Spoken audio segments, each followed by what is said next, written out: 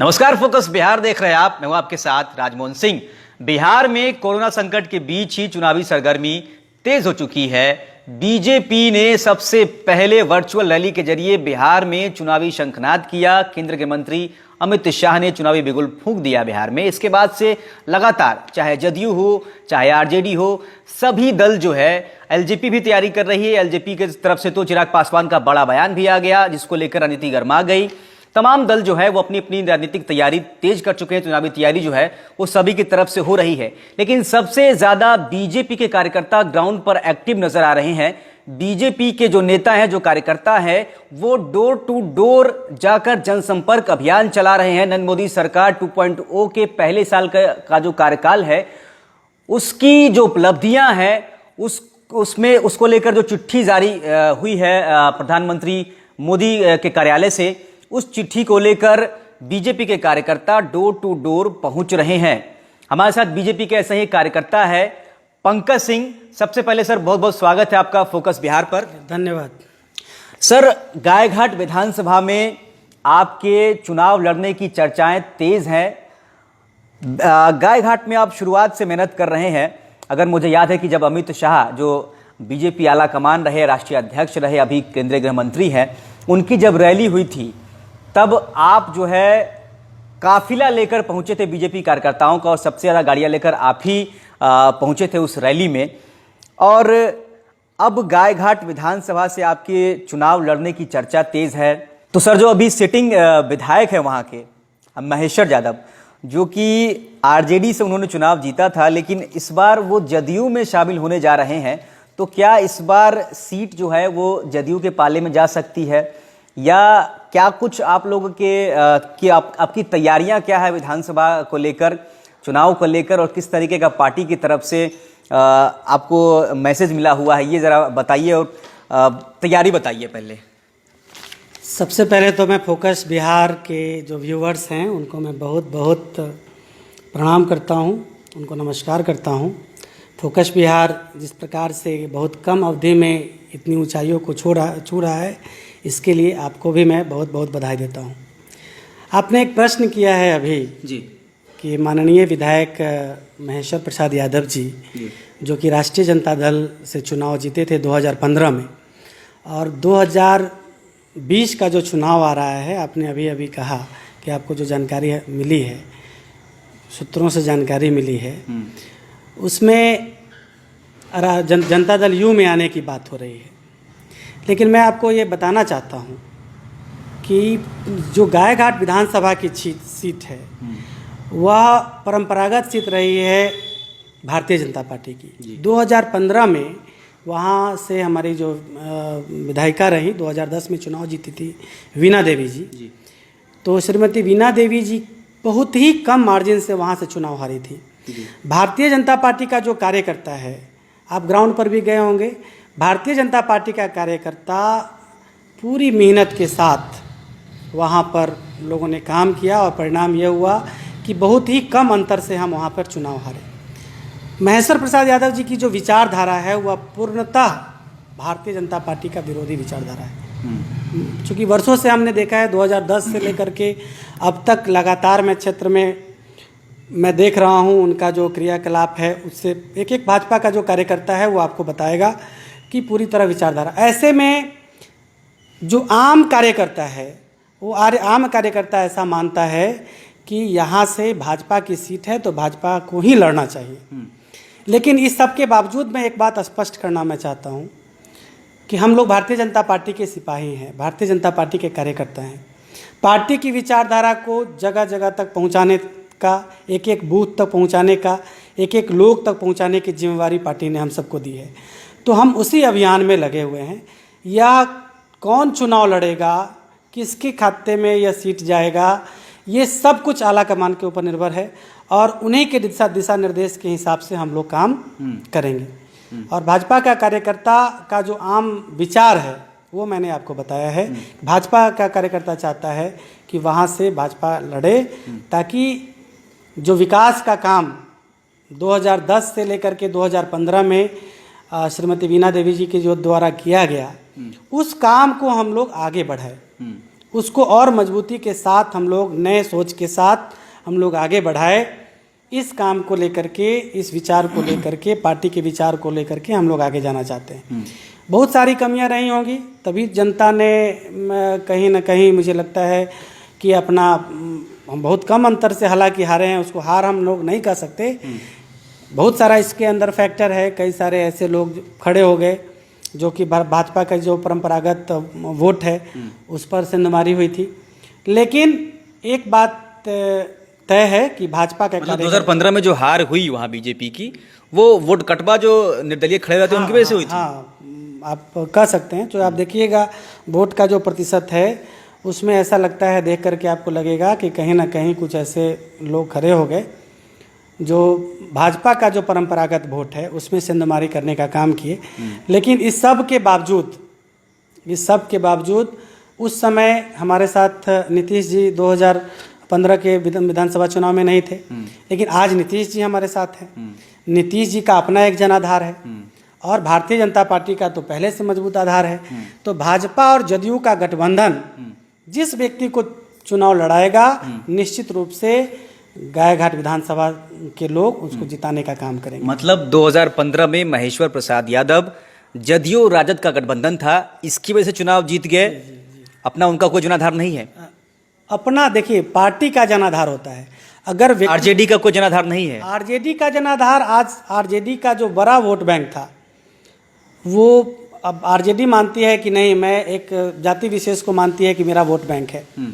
लेकिन उसमें भी जो बुद्धिजीवी लोग हैं, जो मानते हैं, जो विकास के राह पर चलना चाहते हैं, 2019 का लोकसभा चुनाव देख लीजिए, 2014 का लोकसभा चुनाव देख लीजिए आप, एक बहुत बड़ा वर्ग, मैं कह सकता हूं कि मोर देन 90% लोग जो है उस जो जनाधार जिसको लेकर के राष्ट्रीय जनता दल कहती है कि नहीं मेरा जनाधार है, मेरा कैडर है, MY समीकरण जो मुस्लिम विभाजन नहीं करते। हम लोग एक समग्र जो विचारधारा है, भारत को अखंड रखने की विचारधारा है, भारत में सबको साथ लेकर के चलने की जो विचारधारा है, उसी पर हम लोग काम करते हैं। ठीक है, जदयू भाजपा जो है वो 2017 में गठबंधन में आ गए। आरजेडी को छोड़ के नीतीश कुमार फिर से सुशील मोदी के साथ जो उन्होंने सरकार बना ली। बिहार में एनडीए जिस तरीके से अगर बात करें कि नीतीश कुमार पिछले कुछ अगर एक आध साल की जो घटनाक्रम है उसको देखें तो बीजेपी के जो एजेंडा है, जितने चाहे सीए एनआरसी को लेकर विवाद हुआ उस पर, या उसके पहले 3 तलाक वाला प्रकरण हो, या तमाम जो चाहे कश्मीर का मुद्दा हो, 370 हो, इन सभी मुद्दों पर कहीं ना कहीं नीतीश कुमार की पार्टी जो है अलग स्टैंड अख्तियार करते रही। हालांकि पीछे के दरवाजे से वो सपोर्ट आप लोग को करती रही। लेकिन सीए एनआरसी के मुद्दे पर, एनपीआर के मुद्दे पर जिस तरीके से विधानसभा में नीतीश कुमार ने बीजेपी को गच्चा दिया, हालांकि उसके बाद लॉकडाउन हो गया तो उसकी चर्चा कम होने लगी, लेकिन आपको कहीं ना कहीं लगता नहीं है कि नीतीश कुमार जो है वो बीजेपी के एजेंडों को किनारे लगाते जा रहे हैं? देखिए, हर पॉलिटिकल पार्टी का अपना एजेंडा होता है। पॉलिटिकल अगर दोनों का एजेंडा अगर एक जैसा होता तो अलग अलग पार्टी रहने का कोई मतलब नहीं बनता है। हर पार्टी का अपना पॉलिटिकल एजेंडा होता है और उसी पॉलिटिकल एजेंडा पर वह पार्टी काम करती है। ये कोई मतलब नहीं रखता है कि किसने किस समय सपोर्ट किया। यहाँ बिहार की परिस्थिति अलग है। बिहार की जो जनमानस है, जो जनता के दिमाग में जो बात है, वह भाजपा और जदयू को एक साथ देखना चाहती है। वह यहाँ का जो आधार है, वोट का जो आधार है, जनता का जो विचार है, उस आधार पर आप देखते होंगे कि वो इसको सर अगर दूसरे एंगल से सर अगर देखा जाए तो ये भी तो कहा जा सकता है कि बीजेपी अकेले चुनाव लड़ने की हिमाकत नहीं कर सकती है। हौसला इतना नहीं है, कि इतना भरोसा नहीं है खुद के, क्योंकि संगठन और वोट बैंक के लिहाज से कहीं ना कहीं बिहार में जो समीकरण है वो बीजेपी को उसको माकूल नहीं नजर आते हैं।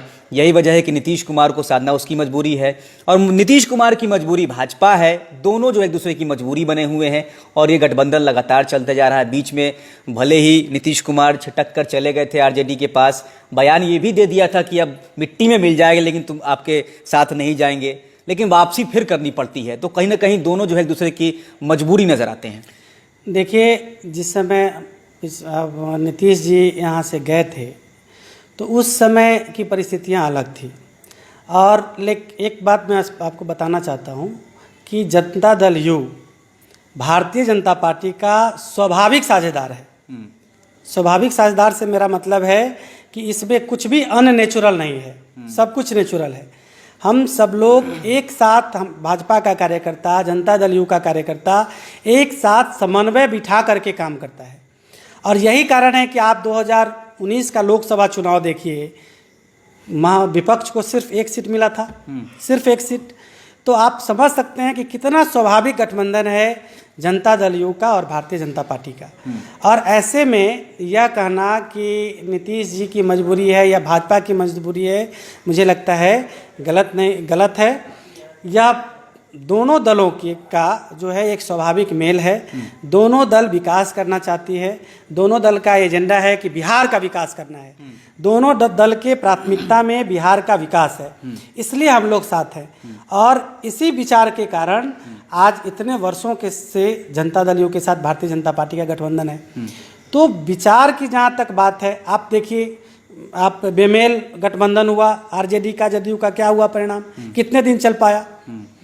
तो ये जो बेमेल गठबंधन था जदयू और आरजेडी का, उसको बिहार की जनता ने इनकार कर दिया, बिहार की जनता ने उसको खारिज किया। तो पार्टी का, अब जनता दल यू का और भाजपा का, मैं मानता हूं कि एक स्वाभाविक गठबंधन है और यह गठबंधन बिहार को स्वीकार है।